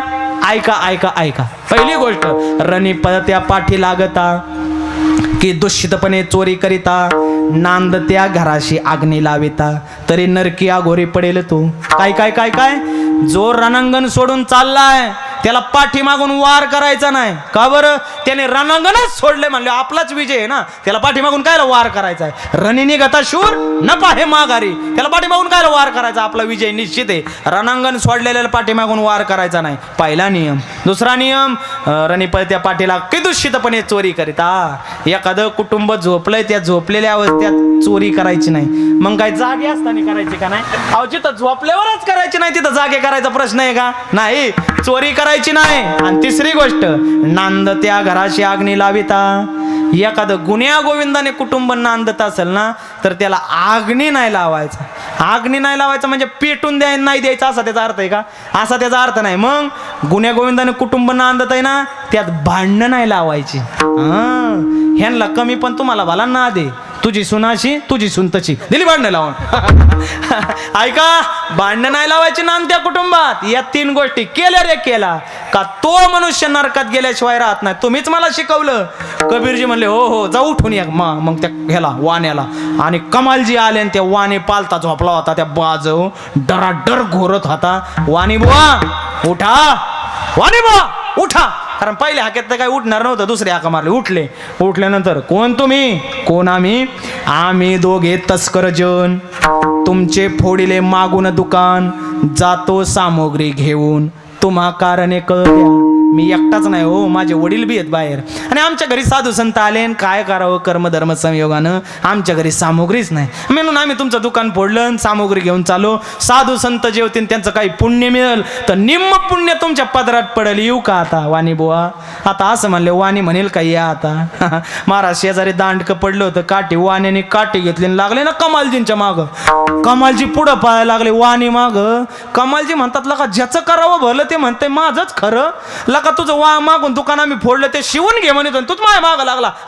आणि पाहिले कमालजी पुढं, वाणी माग. पण काय करणार आता? वाणी पळाला जसा चक्रव्यूहात अभिमन्यू सापडावा ना तसे आमचे कमालजे सापडले. बाहेर हात गेले ते बोगद्याच्या आणि वरून वाढतायत कबीरजी आणि ते वाण्याने पाय धरले. वाणी ओढतोय मागून.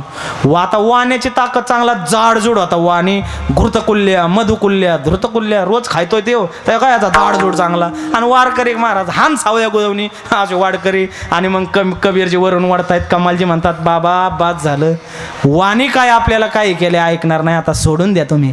आता काय करा तुम्ही? आता येताना आपण पार आणली त्याने बिथाड फोडलं, पण आपण समशेर आणली ना तलवार, तिलाही काहीतरी न्याय द्या, तिच्याही हातून काहीतरी सेवा घडू दे. उगं कायला आणलंय तिला? नुसतं पंक्ती जोडाय आणलंय होय? तिच्या हातून टाळ्या वाजवायचं होऊ दे ना सेवा. नाही पारीचं सांगतोय मी.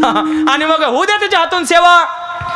मग कबीरजींनी हे वाक्य ऐकलं, कबीरजींच्या डोळ्यातच पाणी आलं. वा, आपल्या साधू संतांच्या जेवणाकरता कमालजी मारायला तयार होते. लागले ना रडायला कबीरजींच्या डोळ्यात पाहिलं कमालजी म्हणतात पिताश्री तुमच्या आणि डोळ्यात पाणी माया ममता धराल मनी तरी निज सत्वाची होईल हानी चोरीची मात ऐकोनी संत सदनी न बैसते. अहो आपल्या घरी साधू संत आले तर आपण का त्यांना चोर हे कळालं तर ते आपल्या घरून जेवणार नाही तो तसेच निघून जातील. आणि माऊली म्हणतात विनमुख गेली अतिथी नेही सुकृताची संपत्ती सगळं सुकृत आजपर्यंत कमवलेलं पुण्य वायाला जाईल को पिताश्री मारा हो मला घेऊन जा माझं शिर घेऊन जा असं म्हणल्यावर कमालजींकडे पाहून कबीरजी म्हणतात कायच पुत्र आहे वा वा वा वा. पृथ्वी आईसे घनवट कोण की आकाशाचे थोरी व पूर्ण अश्वत्थ ऐसा पूज्यमान वृक्ष कोठून पहावा. या पृथ्वीसारखा घन पदार्थ नाही या आकाशासारखी पोकळी नाही आणि या कलियुगात अश्वत्थ म्हणजे पिंपळासारखा वृक्ष नाही. काय उपमा दिल्यात कबीरजींनी कमालजींना संत कवी महिपती महाराज म्हणतात गरुडा आईसा पक्षी न दिसे तत्वता आणि सागराहुनी सखोलता अन्य सरोवरा असे ना म्हणले गरुडासारखा पक्षी नाही सागरासारखी सलोखता नाही कल्पतरू आईसे फळ कोण के कामधेनु वरिष्ठ कोण गाय अनुसया आईसी नदीसे माय त्रिभुवनी धुंडिता.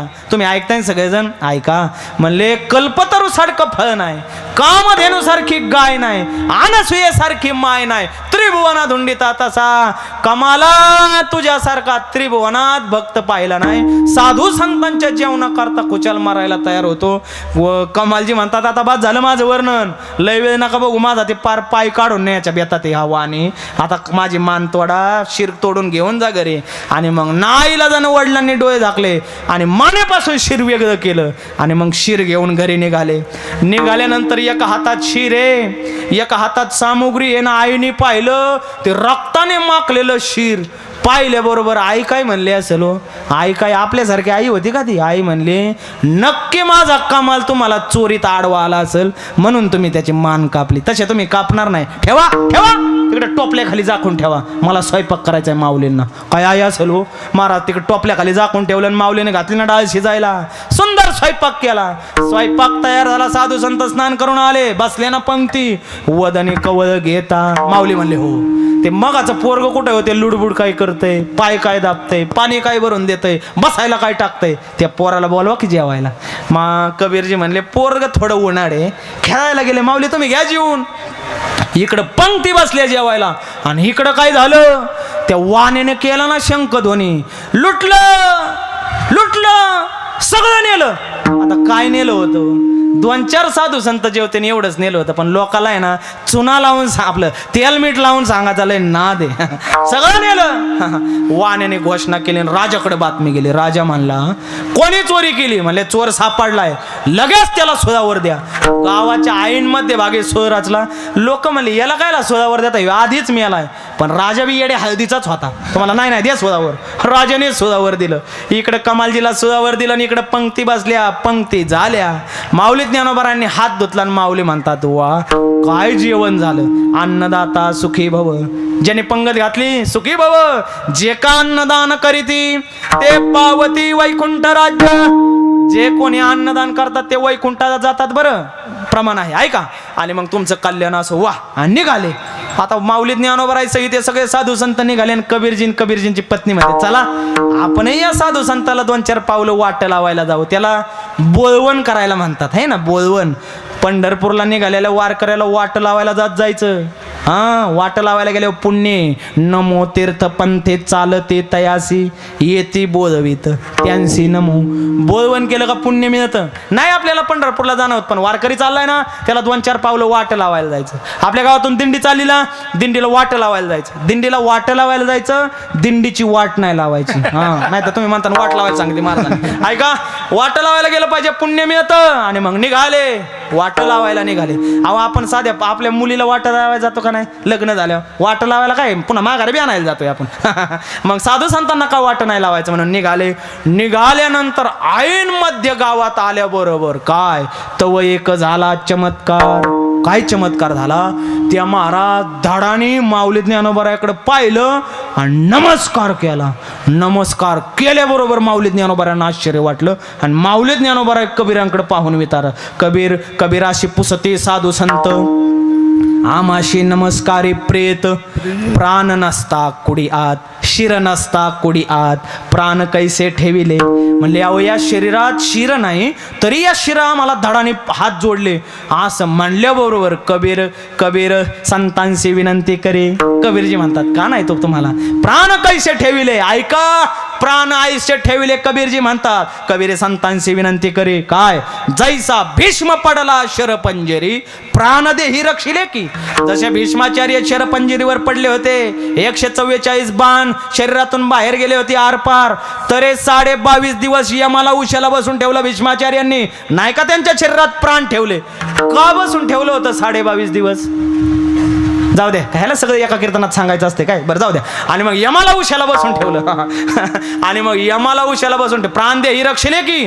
माऊली ज्ञानोबा म्हणतात हो ठेवले की प्राण भीष्माचार्यांचे. ऐका माऊली, ना तरी जटायुगांजिता रावणे प्राण व्याकुळित यातने, परी घ्यावया श्रीराम दर्शने प्राण देही रक्षिले की.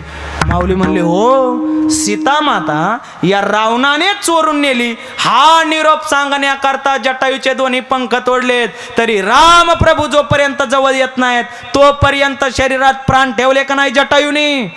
माऊली म्हणले हो राव ठेवले की प्राण. ऐका माऊली काय निरोप सांगावया अर्जुनाजवळी, अभिमन्यू पडला रणमंडळी, धैर्य धरून ती वेळी प्राण देही रक्षिले की.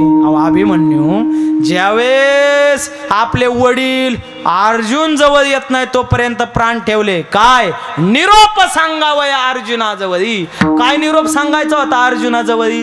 रडता रडता शेवटी आले अर्जुन, डोळ्यात पाणी आलं. कोणाच्या, अभिमन्यूच्या डोळ्यात पाणी पाहिलं अर्जुनाने आणि म्हणले अरे क्षत्रिय असून डोळ्यात पाणी मारताना. अहो रडत नाही मी पिताश्री, क्षत्रियाच्या कुळात जन्माला आलोय, रडणं हा स्वभावच नाही माझा. मग का रडतो, का रडतो, जाता जाता मरता क्षणी या दुःशासनाने मला लाथ मारली त्याचा बदला घ्या.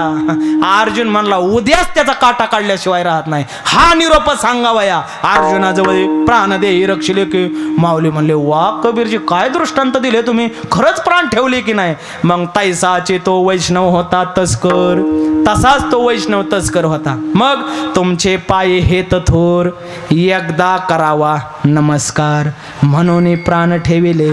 कैसे प्राण ठेविले, आईसे प्राण ठेविले. अहो हा सुद्धा तस्कर नव्हता कोणी, हा वैष्णव होता.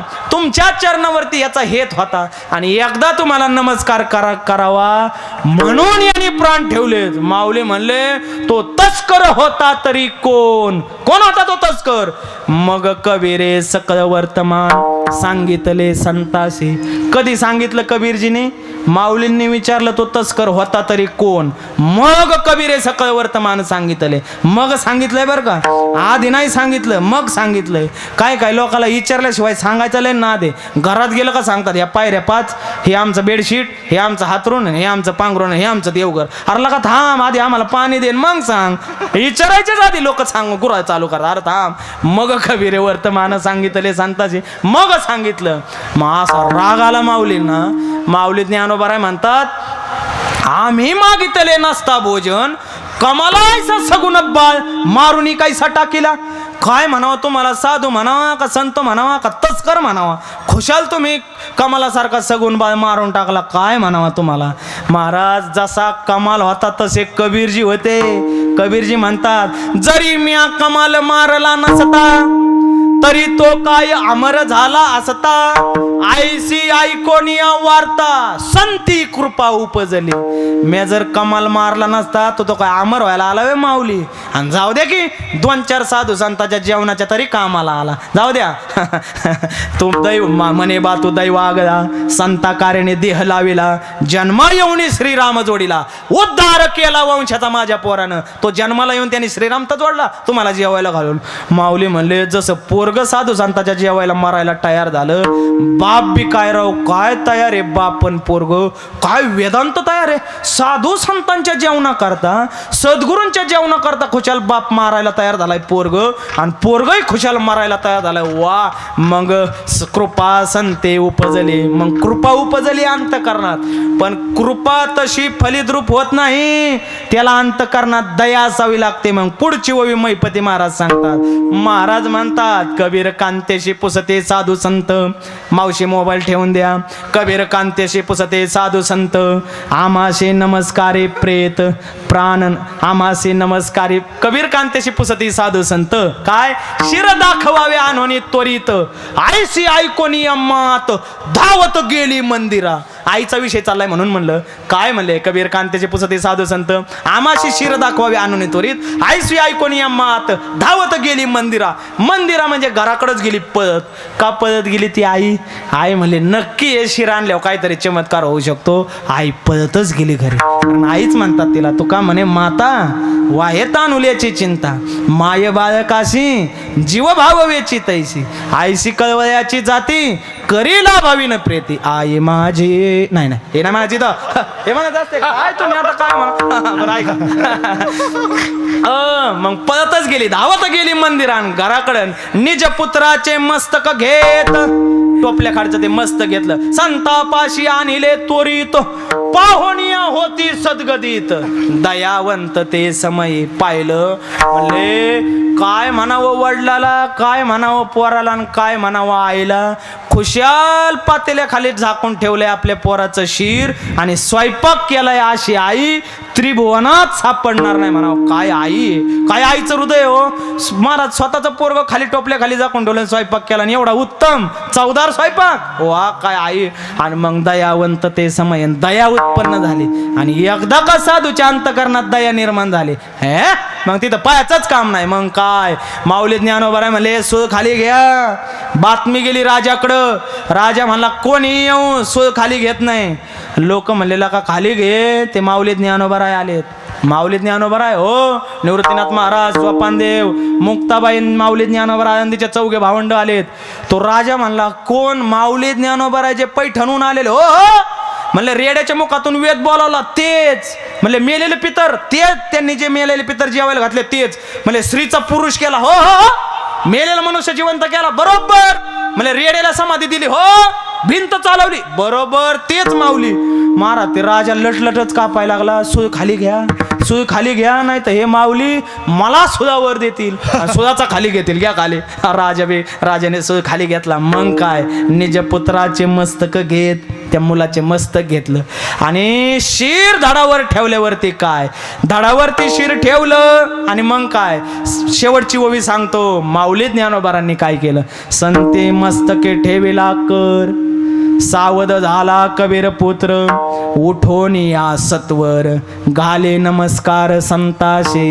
हे संपूर्ण वाराणसीकर पाहतात. वा संतांनी मस्तकावरती कर ठेवला आणि कबीरांचा पुत्र उठून उभा राहिला. माऊली ज्ञानोबरायांना पायाला दंडवत घातला. सगळ्या वाराणसीकरांनी टाळ्या वाजवल्या. वा वा वा. वाराणसीकरांनी, मुंबईकरांनी नाही बर. आणि मग टाळ्या वाजवल्या आणि टाळ्याच्या जयघोषात म्हणले वा काय साधुनिष्ठ आहे, काय सद्गुरूची भक्ती आहे. सद्गुरूची भक्ती करता आपला देह त्याग केला. पण माऊली ज्ञानोबरांनी त्यांना उठवलं. उठवून काय केलं चला माझ्यावर म्हणले नाही. मग तत्वमसी ऐसी वाणी एक वेळ पडता कानी, अविद्या निद्रा गेली पळोनी, तत्क्षणी जागिन्नाला. या बोधावरती कमालजींना बसवलं, कबीरजींना बसवलं आणि माऊली ज्ञानोबरांनी यांना दोघांना मोक्ष स्वरूपाला नेलं. एकदा का साधूची, एकदा का सद्गुरूची मनोभावे सेवा केल्यानंतर सद्गुरू या भवसागरातून त्या शिष्याला तारतात. ज्ञानेश्वर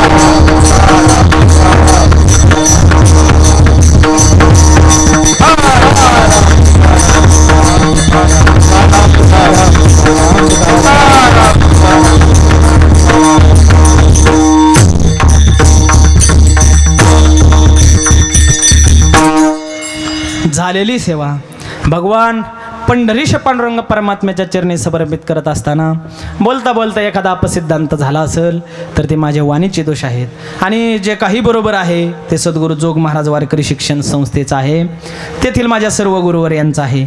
माझे गुरुवर्य ज्ञानेश्वर महाराज कदम छोटे माऊलींचं आहे, त्यांच्या चरणी नतमस्तक होतो. आणि या सेवेला आल्यानंतर फार मोठा आनंद झाला. बाबा इथं आल्यानंतर फार मोठा आनंद झाला, कारण आम्ही रोज फिरतो, लांबून पाहिलं तर भला मोठा मांडव आणि आत गेलं तर 5च पांडव, हरे आणि मुकुंदा बॉसकट पाचुंदा. पण इथं जेवढं मंडप आहे तेवढी माणसं आले. वा वा. पण आता आमच्याकडे म्हातारी माणसं काय कीर्तनाला येत नाहीत. का बरं? कारण गावगाव खुर्च्याच नसतात. पण म्हाताऱ्या माणसाने यावं, बसायला नाही तुम्हाला खुर्च्यावर बसतो, पण कीर्तन ऐकाच, कारण कीर्तनाने स्वस्वरूपाची प्राप्ती होते, आत्मानंदाची प्राप्ती होते हे कळावं. पण खुर्च्यावर का बसून व्हायना कीर्तन ऐकलं नक्की स्वस्वरूपाची प्राप्ती झाल्याशिवाय राहणार नाही. म्हणून गोड नियोजन, हे नियोजनबद्ध कार्यक्रम आहे. आता मुंबईत म्हणलं काय नियोजनबद्धच कार्यक्रम, काही काहींचं नियोजन असतं पण बद्ध असतं. हे नियोजनबद्ध कार्यक्रम गोड, खूप माईक सिस्टीम गोड, टाळकरी गोड, बसणारे गोड, ऐकणारे गोड, सांगणारे अति गोड. हां हां हां, मावशी म्हणले अति गोड, मी काय म्हणलो नाही. ऐका तर झालेली सेवा या ठिकाणी आमचे राठोड महाराज, हरिश्चंद्र दादा फलके, आमचे गांडा महाराज, विनेकरी बाबा, आम्ही यांना तात्या म्हणतो, बंडा तात्या. बघा ना, बंडा तात्यासारखंच दिसतात का नाही? नाही तुम्ही नका म्हणू, पण आम्हाला म्हणायचं ना तुम्हाला. गोड चैतरी आता 80 वर्षाचे हो, ते आम्हाला म्हातारं चालायला ऐकत ना, कोणाकोणच निघतोय महाराज पाय पाय. आम्हाला म्हणतो थांबा बाबा, आम्हाला येऊ द्या. गोड माणसं अशा सगळ्यांच्या चरणी विनम्र भावाने अभिवादन करतो. कीर्तनाला गोड साथ करणारे बजरंग महाराज गावडे महाराज यांचा स्वभाव जर तुम्ही पाहिला ना, तुम्ही यांच्या संगतीत राहा, मग तुम्हाला स्वभाव कर, लय गोड स्वभाव माणसाचा. आता साखरच फिकी पडन पण पुढची उपमा द्यायला तयार नाही. गोड स्वभाव आदरणीय गौतम महाराज, आदरणीय वाल्मिक महाराज आणि माझ्या समवेत आलेले थोर कीर्तनकार गणेश महाराज शिंगणे, गोड मृदंगाचार्य आदरणीय कल्याणजी महाराज तिडके, ते गायनही सुंदर करतात. गोड सगळ्यांची साथ लागली. सगळ्यांच्या चरणी अभिवादन करून हा तुमचा एकोपा शेवटपर्यंत विठ्ठल परमात्म्याने असाच ठेवावा अशी मागणी करून सेवेला पूर्णविराम. विठ्ठल जय जय जय जय जय जय जय जय जय जय जय जय